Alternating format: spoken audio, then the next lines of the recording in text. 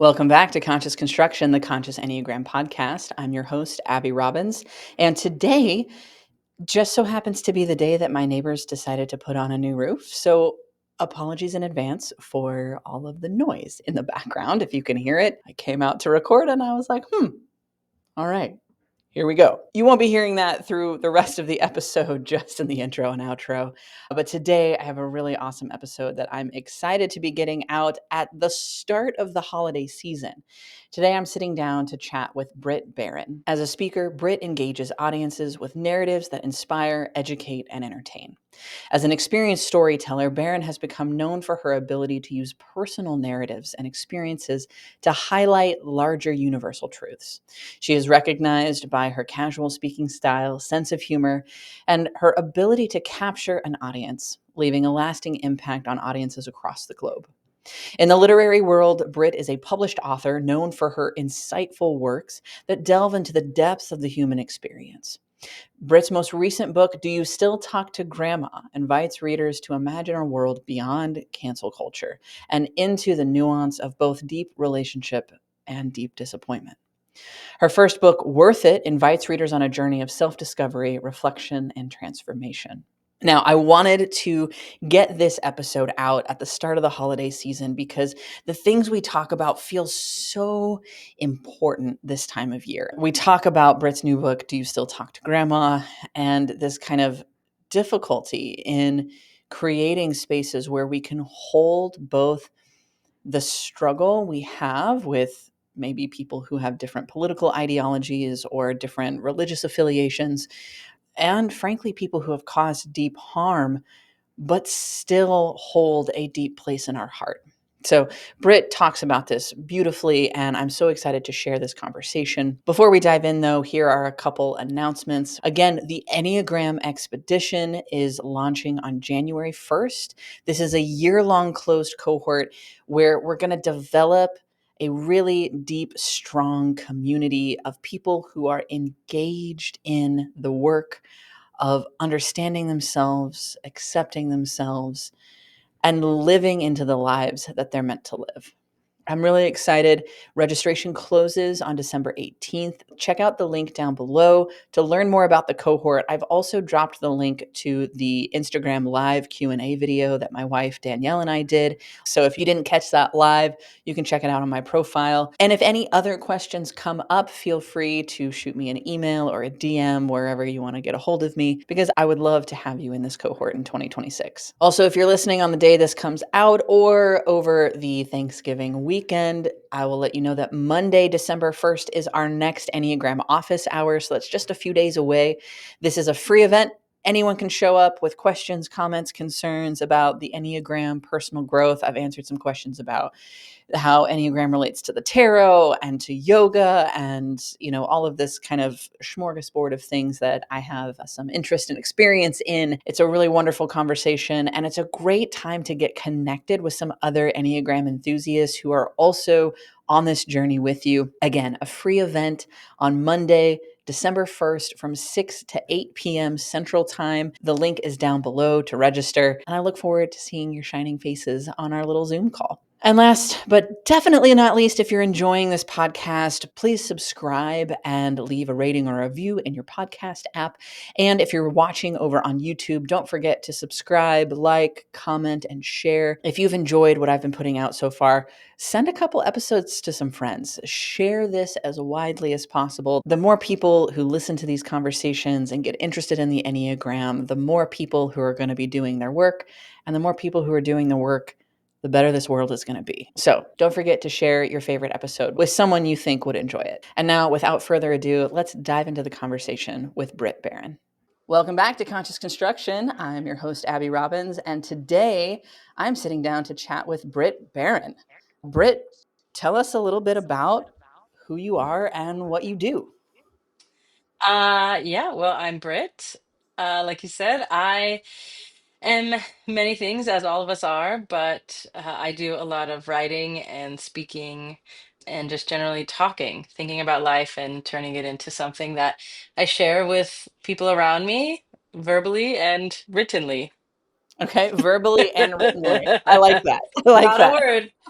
You're like, didn't she say she was an author? Yeah, there's editors for that though, to tell you when you made up a word. I mean, Shakespeare made up words all the time. Why can't we? I don't get it. Exactly, exactly. Awesome. Well, okay, so there are I feel like there are lots of different ways we can kind of dive into this, but I knew about your work.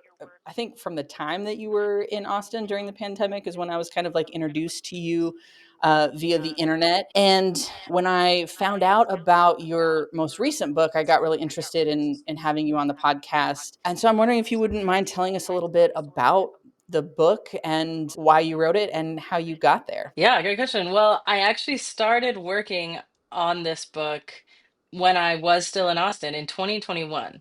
So, a decent ways. It came out in 2024. I'm like, where am I? Yes, it came It out in takes some time. 2024. I started working on in 2021, and I sort of started just asking myself, this is pretty height of cancel culture. We're seeing a lot of cultural shifts, a lot of movements in 2020, and even leading up to that. Mhm. And we had sort of this cultural dynamic happening online that I noticed was then sort of seeping into our in-person relationships. And we're Yeah. sort of taking these structures, I think, of the internet and trying to put them on our real life sort of people experiences. And that's Mm. not an even match for me. That's a Yeah. two-dimensional space online, and we live in a three-dimensional space in real life. And part of that was a lot of binary thinking of people saying, like, if anyone does one, two, or three, cut them out of your life. If anyone is XYZ, cut them out of Mm. your life. If anyone steps out of line. And I was like immediately alarmed by that because I have a faith background and I grew up conservative Yeah. evangelical. And so I Hooray. have, yes, I have this context of knowing what it feels like to be in a room and people saying, okay, here are the words you can say, here are the songs you can sing, here are the ways you can dress, here are the things you can do. And if you step outside of that, you can't be in our club. Mm. And that's sort of a lot of wounding I have in my life comes from that experience. And so now I find myself outside of that experience in this progressive social justicey world, and I start hearing, here are the books you can read, here are the words you can say, here are the things you can wear. If you just step outside of this, you can't be in our club. And so I thought the question sort of burning in my mind for this book was, what do you do when deep disappointment meets deep relationship? And Mm. is there a way to have both, right? What do we do with, it's easy for me to look at, a person being interviewed in Kansas who I've never met and never will met and asking them about tariffs. And I'm like, they're dumb and I'm better than them, Yeah. but then when you Yeah. have some of the closest people to you in your family have this political ideology and you're like, okay, well, now what do I do, right? Like, Mm. it's not as, and I'm not saying we need to talk to every crazy person in our family, but I do think there is something between what the internet Yeah. was providing for us and what it was actually feeling like in our bodies. Mm. Yeah. That's beautiful. And just to like for the listeners, the book we're talking about is called "Do You Still Talk to Grandma?" Yes. Um, which is like I don't know if you came up with that title or if your publishers did or where it came from, but it's so beautiful. And I myself, I have a very challenging relationship with my grandmother. There's like so much more to, like on any internet spectrum, people would be like, just don't. But Yes. it's like the relationship holds so much more than that. I'm curious, were there relationships for you that, really pushed you in this space? And like what was that experience like? Yes. There were and still are, the title of the book came from a, s- a real situation I had that I talk about in the book in the very beginning, of being at dinner with a group of friends, and it's our friends, and we're all sort of on the same page about what we believe to be true about the world and people. And our Mhm. friend was sharing this experience about she had just come back from a family vacation. at a lake house where she had gone with her grandma, and she talks about, getting the cinnamon roll recipe and doing this and all these memories and who her grandma was and all the things that they shared together. And we're all like, yeah, yeah, yeah. And then she says, and I found out my grandma voted for Trump. And another friend at the table sort of gasped and said, like, do you still talk to her? And she was sort of Mm, like, my Nana? Like, yeah, like it's as if everything she had just said about this person now didn't exist under this new yeah. information. And certainly, right, when you look at like the harm and the trauma and the chaos caused by this person, you're like, yes, I very much want to throw out everything. And it just made me think like, is there a world where what do we do for the people who can't this doesn't you can't erase this, but you also Yeah. can't erase this. And Yeah. so you have to hold in tension who those people are to us, exactly like you said. And I think, like I said, I grew up very conservative evangelical. So I've got family Hmm. members and friends and people on all over the place who have just forced me to really dive into what it I always think about. So something I believe to be true is, I think when people are always like, do I always have to be the bigger person? Yada yada yada. I I think only people who have experienced liberation are available to offer it. And so, on a Mm, certain level, I ask myself, if I leave every situation where someone isn't quote unquote as arrived or liberated as me, do I then withdraw my invitation from them? Because hello, I grew up like I used to believe, I have believed crazy things. yeah. Yeah. Like Yeah. Me too. The list is long. crazy. Sometimes I'll forget and I think back and I'm like, oh no. Like Yeah. I did.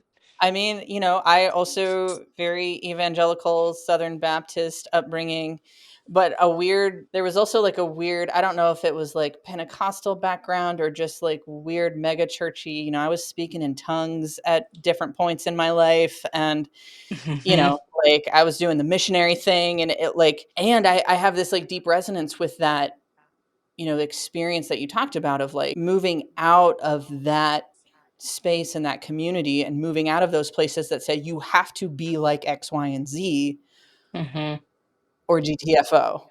Yeah. And I chose to GTFO like a lot of people, but I think it's interesting running into that same, like it's the same worldview almost pointed in a different direction, right? And Yes. it really flattens people. And it's a it's a it's a space really ripe for control. And I love what you're saying here is like you've moved through something in this process of leaving evangelicalism where you didn't just leave, a high control religion. You really, it sounds like, unpacked a lot of this, frankly, white supremacist, capitalist, patriarchal worldview. And the question really does come up like, how are we supposed to respond to the people who are still in that? That's such a challenging question, especially when we have relationship on the line. Relationship. And so I think, yes. And I think sometimes when you leave something like evangelicalism, you you leave the form of it, right? But a lot of time we don't like really dig out the roots of it. And Yeah. the roots of fundamentalism run deep, right? And the Yeah. roots, this feeling of, I always say, like, I remember sitting in churches and just being so, I I'm not saying I want anyone to do this or be in these churches, but did it feel amazing? Yeah. This idea that I Yeah. had the right answers, the right things, the right Mm. translation. I figured out the right way to do it, and I'm good, and I'm everything about me is right, and I'm on the right side of the line on everything in every time and every season. Felt amazing. Felt 10 out of 10 would recommend. Yes. Like literally.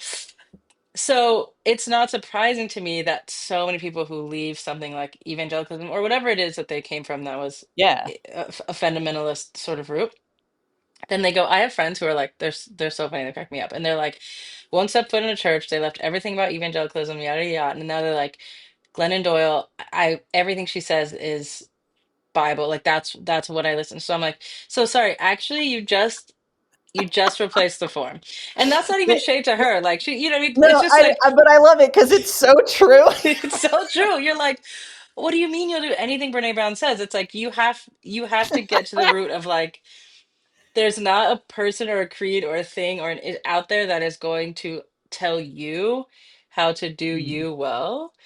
And that's the thing that you really have to sort of like uproot. And once you do that, I think you gather a lot more empathy for people who are trying to do that for themselves too. mm, yeah. I mean, I think empathy, that's such a hot topic right now, like, especially in these conversations where, there are, there are churches and there are pastors preaching that empathy is toxic. And it's, like, and I don't even want to really go down that rabbit hole. But, I'm curious what your sense of empathy has like led you into. Yeah. I mean, I think it's the cornerstone of this work for me. It's Mm, when I say my work is about liberation and liberation for all people, that has to stand on like a bedrock of empathy. yeah. And something that I sort of struggled with early on in communicating that is I'd be like, we need to have empathy. And then people would be like, how can I have empathy when real harm is being done? Right? Mm, How can I have empathy when these people are taking away SNAP benefits from kids these yeah. people are doing, right, XYZ, they're taking away gender affirming care, they're taking away anything that can be taken away. Yeah. They're taking it away. Yeah, I can't make a list because that will be here for too long. Yeah. Um, and so how am I supposed to have empathy for people who are causing harm to me and my communities? Yeah. And I remember someone telling me, like helping me understand this framework that empathy is not an endorsement. Mm, And so mhm. when I say I have empathy for someone, it's not an endorsement of like, oh, well, I have empathy for them, so you just got to let them do what they do, right? That's Yeah. just me humanizing them to say, I too know what it's like to be so indoctrinated in something that I can dehumanize another person.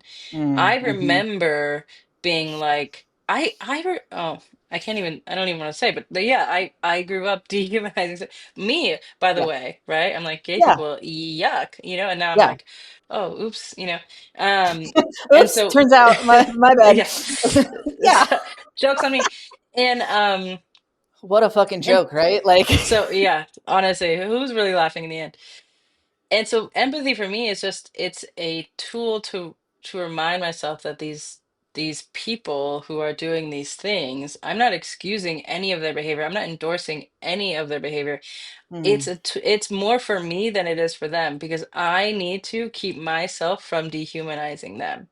I need to keep yeah. myself from becoming Yeah. what I am upset that they are doing. And that doesn't mean I don't fight. That doesn't mean I don't do all these things. I just do it with the purview that like this is also a human who has been fed a narrative. Yeah. Um, and that's tough. Yeah. But it's so important, right? Like we've seen over and over and over again that dehumanizing people doesn't move us in the direction that we want to go, right? And it doesn't matter if you're dehumanizing the Republicans or the Democrats, right? Or the billionaires or the immigrants. It doesn't matter who you're dehumanizing, because if you dehumanize anyone, you're dehumanizing yourself. Like you're limiting Yeah. who you can be. And I think this, piece of empathy is not an endorsement is so powerful, and I think it's really really challenging for people. Yeah. It makes life easier for the other side, quote unquote, to be monsters. Everything would be better and easier if I would everything would be easier. If it was just Yeah. clean black and white lines, we're the good people, those are the bad people. Yeah, Call it a right? day, honey. Yeah. But that's not life, right? Like we are all too complicated for that. And I think if we can't see the humanity in even the most monstrous people, then there's always a line that we put in ourselves, and there's like part of ourself that we're pushing away. Like you Yeah. and I seem to have similar experiences that like, oh yeah, like I was like very vehemently against gay people, right? I thought it was an abomination. And like you said, joke's on me. I'm Hmm. very, very queer. I'm trans. I am everything I grew up thinking was wrong. Yeah. And now I'm living into the experience that, like, oh, actually, not only is this not wrong, it's really right in this beautiful way for me. And I'm experiencing this piece of life that was unavailable to me until I stepped into this. And if we can't have the grace for, like, if we can't hold the humanity for people who are doing things that are terrible, then what impetus do they ever have to stop? Right, because we had to have one. Do you know what I Yeah. mean? And and Yeah, and that's what absolutely. I think about all the time. I laugh. So I know a lot of people, and I'm sure you know a lot of people too, who I would say they don't say this directly, but they're how they speak sounds a little like, I used to be super religious and dehumanize gay people, but now I'm smart, so I dehumanize Republicans. Yeah. And you're like, okay, so We so missed something. that's okay. Yes, wait, what? Right? And I get it because you're like this again, we're so used to doing this thing, but the the there's something I talk about in my book called progressive amnesia, where it's like Mm, so many of us conveniently forget a time before we knew what we know now, right? So yeah. I can flippantly say like, oh, I used to do this, I used to not like gay people. I remember specifically in 2008 in California, and same-sex marriage was on the ballot Yeah. for California. And I am a senior at a Christian college, a conservative Christian college in California at the time. Woo-hoo-hoo. And I'm just sort of starting to be observant, like the twinge of Mhm. like maybe being gay isn't a bad thing. You know what I mean? I had Yeah. like maybe two gay friends. Like I'm like starting Yeah. to sort of like open that door. But I have years of programming. So I really remember sitting in the voting booth and like having a freak out because I'm Mm, like, I kind of feel like I should vote. Like, you know what I mean? What if they want to get married? What if they're not Christian and they want to get, like, they're like, what if I vote for it and then like I get struck by lightning? You know what I mean? And then I yeah. have to go answer for You that. summon the four And horsemen of the apocalypse. yeah, 100%. So I'm like literally just like crashing out in this thing. And so I'm like, I had so many from that moment on, I had so many people who offered me an invitation to liberation that they had previously experienced, Mm, that were able to sit down and have conversations and hear me say crazy things yeah. and say, Yeah. actually, maybe Mm, not. What about this? And what about yeah. that? And all these people I had relationships with already. Like I always say, my work isn't for strangers. I don't know what to do about strangers, but when we have Mm, existing relationships, I think we have more power than we believe. And we need to do our best to not conveniently forget the times it's been offered to us. Like like all of a sudden I was born yeah. with a bell hooks book in my hand or something. I'm like, you know what I mean? Like Yeah. I have been on such a journey, like, and it's because people extended me something, and Yeah. I want to be available to that same work, right? Yeah. Absolutely. And I mean, I feel the same way. Similar experiences with, gender and sexuality, but also for me as a white person with race. Like I spent Hmm. so much time blissfully unaware. It's a journey that we're all on. And I think this empathy, I think it really stems from this self-compassion. Like, can you hold all of your journey? And if you can then I think you have the space to hold someone else's journey as well. Yeah. And the thing is like I'm trying to live my life in a way where I think a lot of progressive people would be so much better off if we got more comfortable with saying like I don't know. Mm, Um mhm, mhm. because there are some things now where I'm like, okay, I just need to be honest in saying I don't know what that acronym means and I don't know what we're talking about. Yeah. And I'm actually pretty lost. Yeah, help me out, And please. yeah, could someone just please tell me, like, I'm like, okay, I, but I want to be, all of this has taught me, like, now I don't get to say, well, now I've arrived because I know X, Y, Z. It's like, Mm, I mhm. want to be constantly open to, like, even 10 years from now, I might look at this book and be like, oh, okay, wow, yeah, I saw what I was going for, but now I You know what I Yeah. mean? Yeah. We should be on that thing. It's not like I thought I had arrived there, I was wrong, but now I really have arrived. You know, it's not that either. It's like I'm learning something all the time about myself, about people, about myself, about people. Like, you know, Yeah. Yeah. Well, and I think that actually takes this like immense amount of pressure off, right? Like if we are in constant arriving or in constant becoming, then we have more room to just show up and be who we are in the moment, yeah, right? And be willing to say, okay, I had it wrong. I made a yeah, mistake. And I have two young daughters, and my wife and I are pretty chill parents for the most hmm part. I don't know that my kids would agree, but we're hmm much more chill than my parents yeah. were. From the And other room, I hear, no, you're not. Yeah. yeah, they're like, "You suck. You're such an asshole." And I'm like, "Oh, okay, fine." But they we watch them struggle with this like intense perfectionism, right? And my wife and I are looking at each other and it's like they're not getting that from us. Like we're not pressuring them about grades or about their artwork or their theater performances or any, like we're not pressuring them. We're not, demanding some sort of like perfection, but there's something in the cultural zeitgeist right now that is it's pushing it so hard on younger people, and I think it has a lot to do with what you talked about earlier about like the 2D nature of the internet, right? Yes. It demands perfection or else you're going to get canceled, Yes.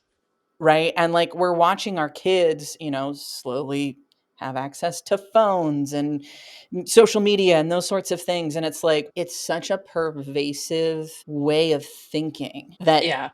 it really does limit you, and it puts just an unbearable amount of pressure on you to assume that you have to have it right at any point in time. Yeah. And it, by the way, is everything. Yeah. You have to have it right about Yeah. parenting, drinking, eating, exercise, social justice, queer Yeah.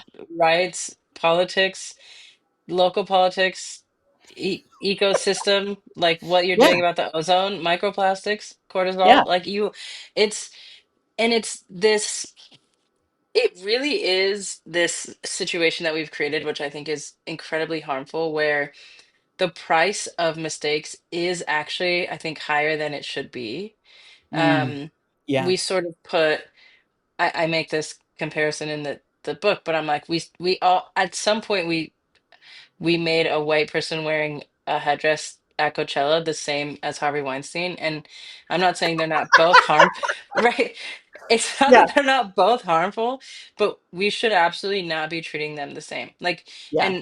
and at some point, this idea that like everything is any misstep is as worse as whatever misstep. You know what I mean? Mhm. Like Mhm. harm versus violence versus, and I had this chapter that almost made me pull all my hair out, but it was what's the difference between accountability or the difference between consequences versus punishments, and how do we Mm. focus on consequences and versus like punishments, right? In this shame sort of thing. And I think to that point, it's we have to make a culture, we have to be a part of a society where mistakes are allowed, because if Mhm. not, then we just start like, you know what I mean? And we push, Yeah. and those things burst. I think we're seeing Yeah. some of them burst right now. People feel like, well, I can't be myself, I can't say anything, I can't do anything, and they're gonna Mhm. freak out, right? Yeah. People need to be able to Absolutely. make a mistake, say the wrong thing, course Mhm. correct, do like, and Yeah.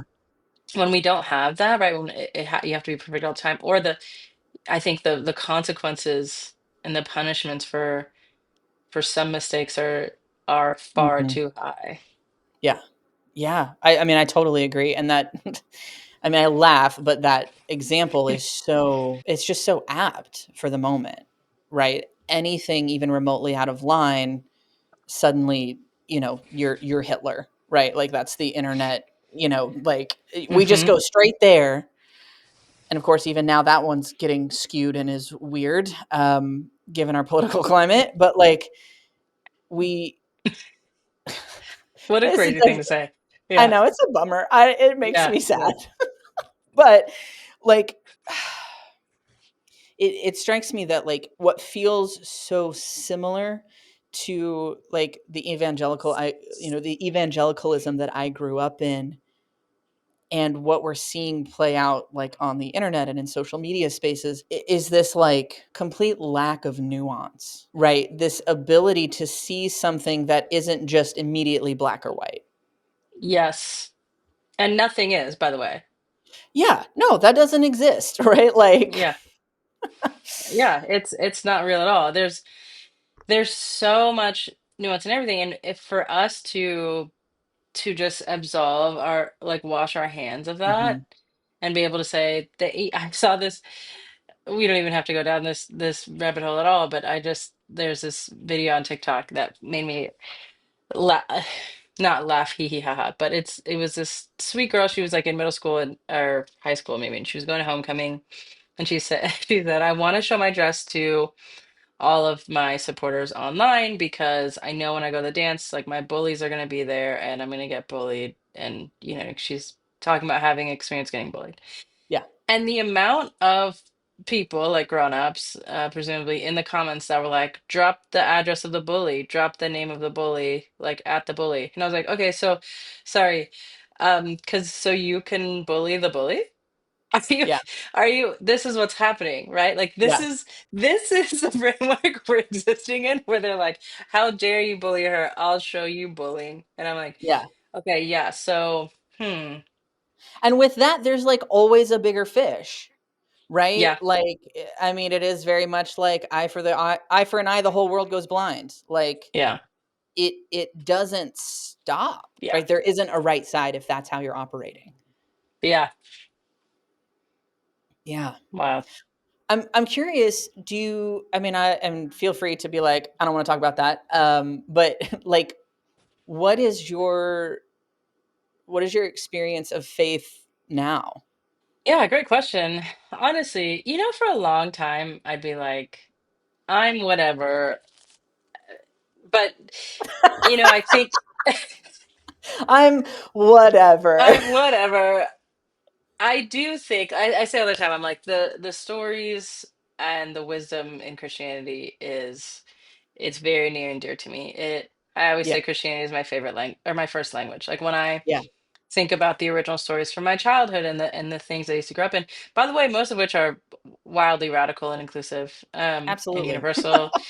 And I still very much approach the world that way. And those are still the stories and the wisdom that drive the way I live and the work that I do in the world. I think, and I used to be like, even if you would have asked me maybe couple years ago, like, are you a Christian? I'd be like, I could never have that title. But then one day I was like, no, because actually no one owns that. Like Mitch McConnell doesn't own that word. I'm like, you know what I mean? At the point at which like Lindsey Graham Yeah. and I have the same faith tradition, something has gone awry. Like, Yeah. and and that's not their word. So like, sure, Yeah. I'll be one too. You know what I mean? Like we can. Yeah. Yeah.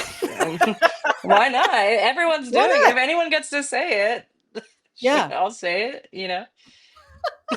I love that. I feel that's very similar to what I often say when asked is like, are you a Christian? And it's well, it depends on who's asking, like Yeah. am I talking to, a Lindsey Graham or Mitch McConnell type? Then I might be like, yeah, and you're going to have to deal with it. Yeah, we both are. Look at Yeah, us. look at that. Look, we got something in common. Yeah, and I think I also use the language that it is a language, right? Like, when you hear about polyglots and talking about like, well, what language do you dream in? This Hmm. is still the language that I dream in. This is still the language Yeah. that is reaching to my heart, and I've learned how to speak a couple others that are also very near and dear to my heart, but I can't I can't get this one out of the system. Like it's No, in it's there too too deep deep. in there. Yeah. Yeah, and I have no skin in the game of what anyone believes about anything. Yeah. Um, but I think for most of us, it's the things that are deep in there are special, Yeah. and Yeah.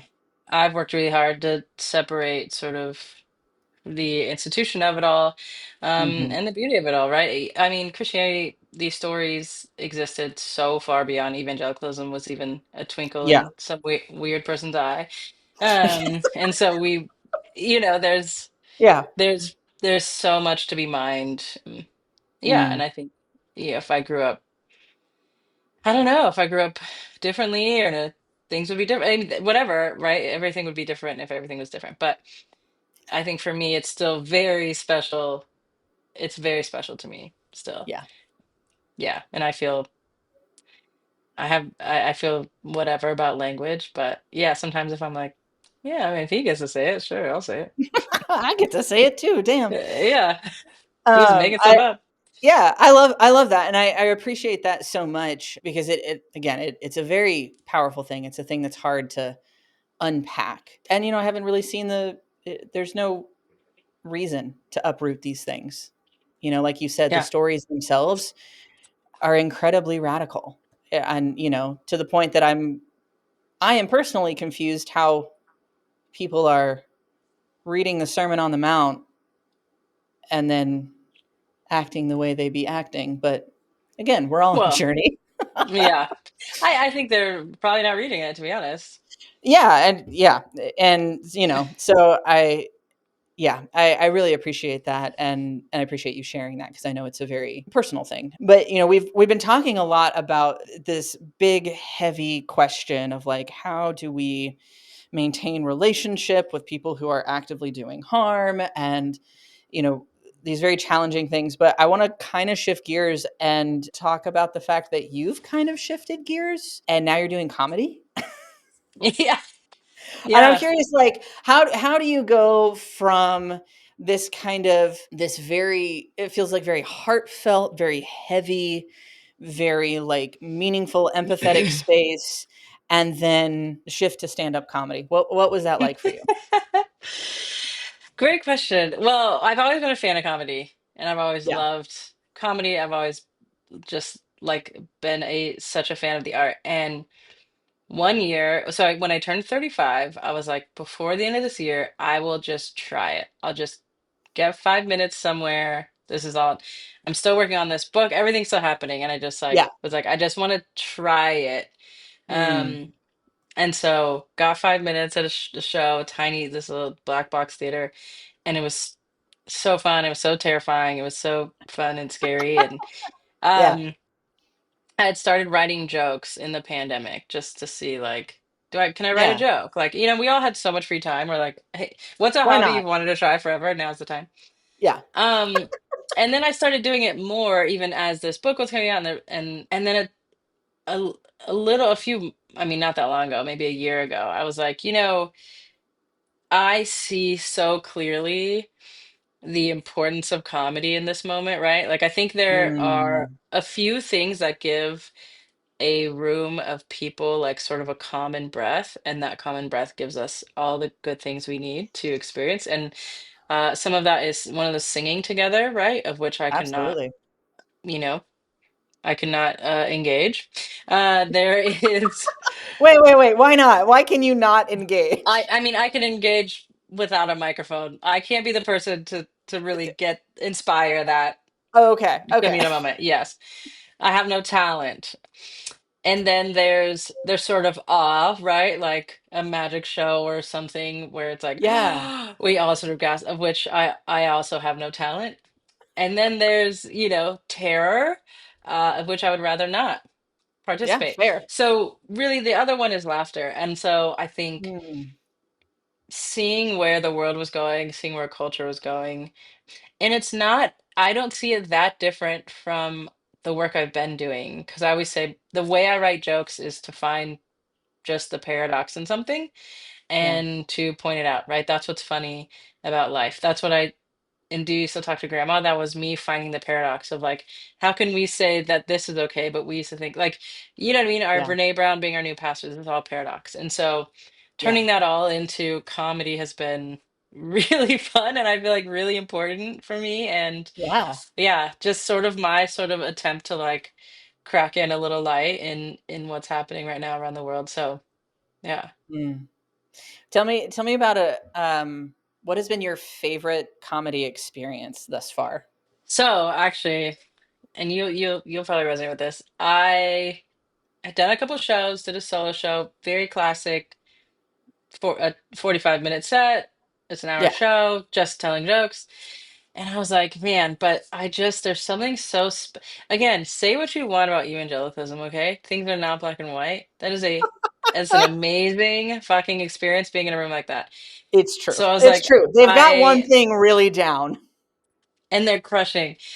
So I made a show called Church, and it's a stand-up comedy show about sort of religious trauma, growing up in church, about what church is, right? Sort of like Mm, finding making jokes about all these things.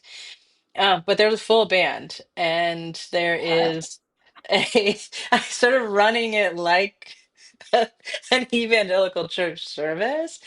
And so literally the whole band for the first time we ran the show was all like old worship leader friends who yes. now so we're like it's it's it's just it was the most fun night. It's like an hour long show that has three different points of music, a full gospel moment, a whole, we're also singing Coldplay, and there's a bunch of jokes about being gay. It was a highlight for sure Yeah. of this year. Maybe my whole Oh, life. that's amazing. It sounds incredible.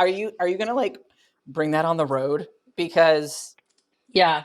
I would love to see that. Yes, yes. That is kind of the dream, so we'll see. Okay.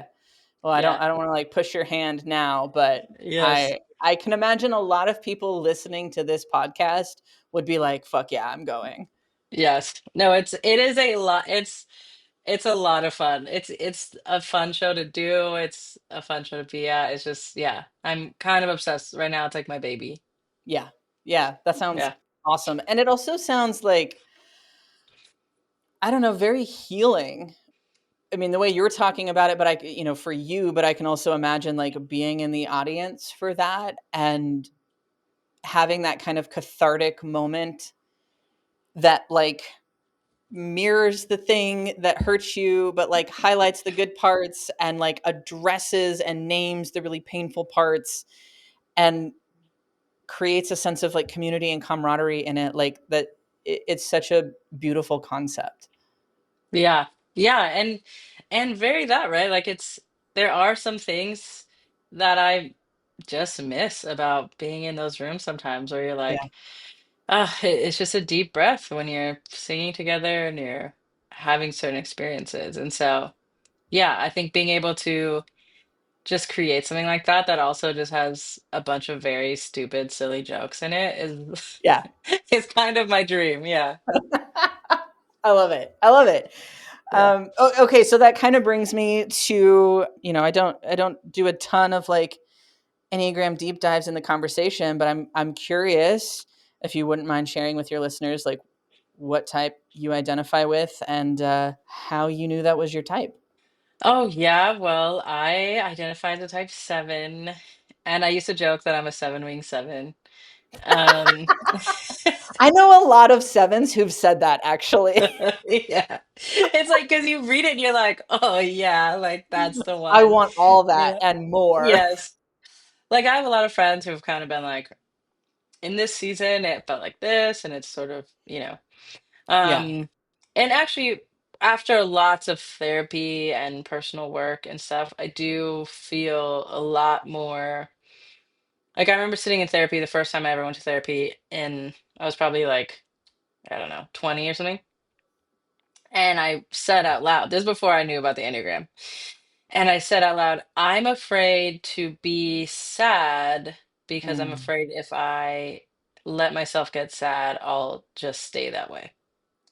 Oh, And that yeah. is then when I read the seventh thing, I was Oh shit. like, oh, yeah. No, so you get it. Yeah. Yeah. Um, so it's always been, I feel like I've been on a journey, especially knowing that about myself, to now very much value difficult Mm. conversations, value grief, value these things that I would have never been able to. And so I think that has evened out a lot of Like a lot of people will read my book and be like, "You're a seven?" I'm like, "No, I know.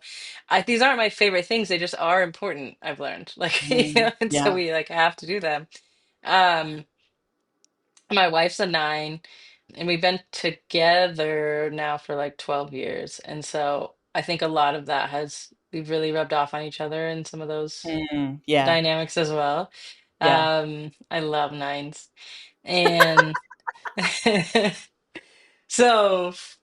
Yeah, my best friend is a nine, my wife is a nine. I'm like, oh, great. You just But got she like kind all of your helps nine even that buddies. out. Yeah, just like good vibes everywhere. Yeah. So I think it obviously shows up in my life in the way that like I have a wildly resilient optimism that Yeah. um I just, generally do think things are gonna be okay. Yeah. Um and a positive, and I like to have fun, and I'm always down to clown. But I have like learned how to also be like, what's also important is the quiet Mm, moments and the sad moments and the hard conversations. And the saying the thing you don't want to say. Like that's equally as important as clowning around. yeah. Well, and I think it's so beautiful that, through your own kind of inner personal work, you've been able to offer something like this book to people. And it's such a gift, right? That, like you were saying, you're extending this piece of liberation to other people through this book that you wouldn't have been able to if you hadn't, accepted it for yourself. Yeah. Yeah, totally. Yeah. You said that these things are valuable, the hard moments, the sad moments, the quiet, the still moments. And I'm curious, for any seven listeners out there, what has been the benefit to you of moving into these sad moments? What have they offered you that you haven't found anywhere else? Yeah, well, I mean, so the therapist that I was actually talking to when I was 20 and I said I don't want to be sad. She said, and I've carried this, I mean, I'm now 39, you know what I mean? So this is almost 20 years later, I'm still thinking about what Hmm. she told me. And she said, she told me you can only experience joy to the depth at which you're willing to experience pain because they come from the same well. Mm, And it was this, it's been years of me realizing that you shut one out, you shut them both, right? It's yeah, if you're not willing to authentically be in the hard, then you won't authentically be in the good. yeah. Um, you can only authentically be present to either everything or nothing. And Mm, so I think my commitment to good times yeah, is only real if I have a commitment to hard times. Like, you know what I mean? It's, yeah. You and have they're to have a both, commitment to the times. I'm just committed to the times. And they're learning that they're both temporary. So when joy Yeah, knocks at the door, I answer. When grief knocks at the door, I answer. And they both yeah, don't stay forever, right? So um yeah. I think it's been beneficial for me to learn how to just be present um Mm, with everything. yeah. That's really beautiful. Thank you. Thank you for Yeah, that. yeah. Um, Doing yeah. my best. Yeah, aren't we all? That's Yeah. all we can do. We're just showing up, doing what we can when we can do it. Like Yeah. I feel you on that. Well, tell us a little bit about how listeners can get in touch with you. What have you got coming up? How can they connect with you? Yeah, grab the book, of course, if that's something that's interesting to you. We are coming up on holidays again, so um, more You necessary might need than it. than usual. It's called Do You Still Talk to Your Grandma? Available everywhere books are sold. My name is Brit Barron. You can find me on the internet at britbarron.com or on Instagram at Brit Barron. Sweet. Yeah. I'm curious, do you see like a peak in sales every like November, December as people are going back to Yeah, well, okay, you know what's so funny? So the book came out October 1st, 2024. yeah. And so we did like all this stuff and marketing. And again, like I said, I'm optimistic. I was on many, many podcasts being like, there's no way he's winning that election. right? Okay, I was Oh so no. so wildly confident, being like, and the Oh and God. and I'm in so my sorry. mind, yeah, in my mind, I remember doing this like live podcast recording, and I remember saying to the audience, I was like, "Hey, when we win, our job is going to not to be to dehumanize." Like, I was sort of Mm, thinking about it yeah, as like from the winner's circle, yeah. we are going to need to have empathy. Like, Mm, and then yeah. like a month later, I was like, okay, so actually from We still need to have empathy, but just now, but it's just I different. stand by what I said, but reverse it. Yeah. So we need to have empathy for the winner's circle, is what I'm Yeah, hearing. yeah. Oh God, what a Yeah. I can only imagine how disorienting that was for you, especially as a seven, to have to be like, oh shit. The way I've been wrong before. You know what I mean? And I didn't even Yeah. think like, oh, maybe it's happening again. Okay, so that opens up another question if you've got the time. Yeah. How how do you handle how do you deal with when your positivity is wrong? You know, this is the thing. Okay, tell me the thing. Because I really do. There are a lot of people in the world who worry a lot. Mm, mhm. And like, so for example, if I'm like, oh my gosh, I bet when I get in my car today, I'm gonna have, by the time I get to where I'm going, I'm gonna have a flat tire, and then my Yeah. AAA is gonna be expired, and then after my AAA is Mhm. expired, no one's gonna come help me, and it's probably gonna start raining, even though it never rains in LA, and then I'm gonna be stuck in the rain, and Yeah. someone's gonna drive by Yeah. and splash me with a photo, and then you get to where you're going, and none of that happens, and no one's ever like, see you worried for nothing. Haha, You know what I mean? gotcha. Like, yeah, Yeah. exactly. I feel the same way about being like, I bet everything is gonna be okay, and then sometimes when it's not, I'm like, ah. All right. Mm. You know what I mean? It's the Yeah. same level of, I don't know. I feel like we rarely ask people to like walk back their like Yeah. over like catastrophizing Mhm. ideas, you know what I Yeah. mean? So even if I go too positive, I'm like, okay, well, more than not, I'm right. I've been right, right? Everything has been okay. I mean, I've been I r- yes, I love it. And I've I mean, I think it says something about the value of positivity, right? Like if you're concerned about, getting the flat tire and your AAA being whatever, and like if your anxiety and your stress and your negativity is running the show, you waste a lot of energy and you cut yourself off from a lot of life. And yeah, sometimes sevens can be a little pie in the sky, but you are at least moving through life and you are, like you're not letting the thought processes limit you in that way. Yeah, and I mean, there's definitely a balance, right? Like, there is toxic Yeah. positivity. Like, I'm not going to sit here and be like, actually, I think he's a great president because look, you know what I mean? Yeah. Like Yeah. things are, airports are It's less fucked crowded. right now. Yeah. But I also think there's like, and something even specific with this administration, I'm like, I will deal with it when there's something like, I think part of their tactic is like overstimulation by distraction of Yeah. potential for things, right? Like, I think they Yeah. want us to get worked up around the potential around all these things so that we can't ever like, Hmm.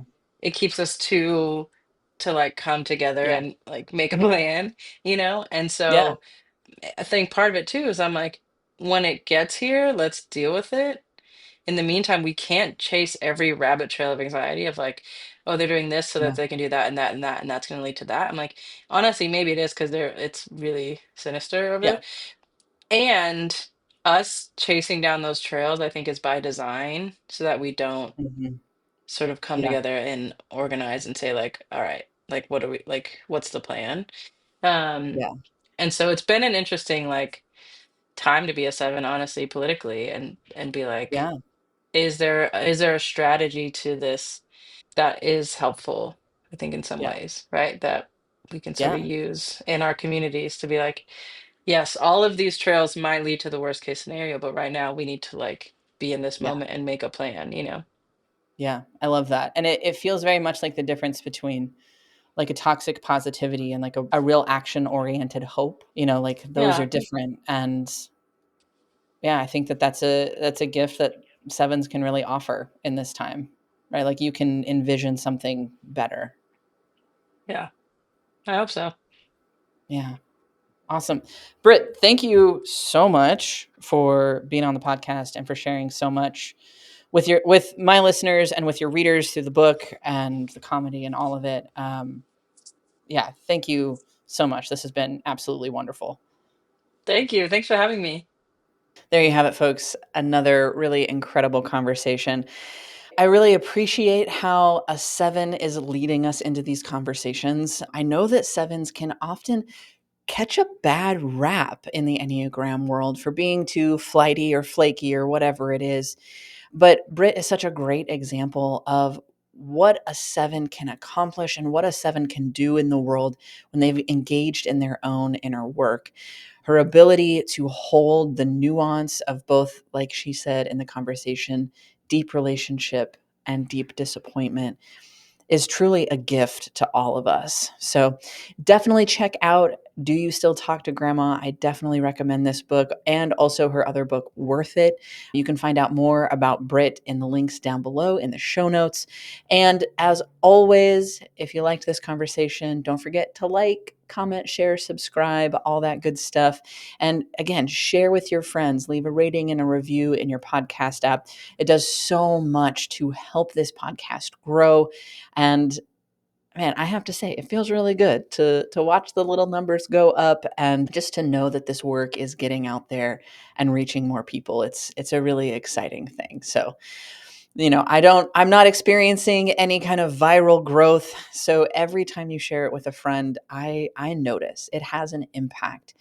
Word of mouth and grassroots growth is really where it's at because we get to feel it. I get to feel it. You get to feel like you're actually a part of it. So thank you for that.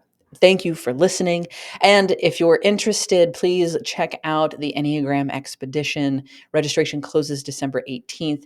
Links down below to find out more information. Hopefully, I will see you at the Enneagram office hours December 1st from 6 to 8 p.m. Central Time. And let's see. I guess that's it. So until next time, don't forget to breathe.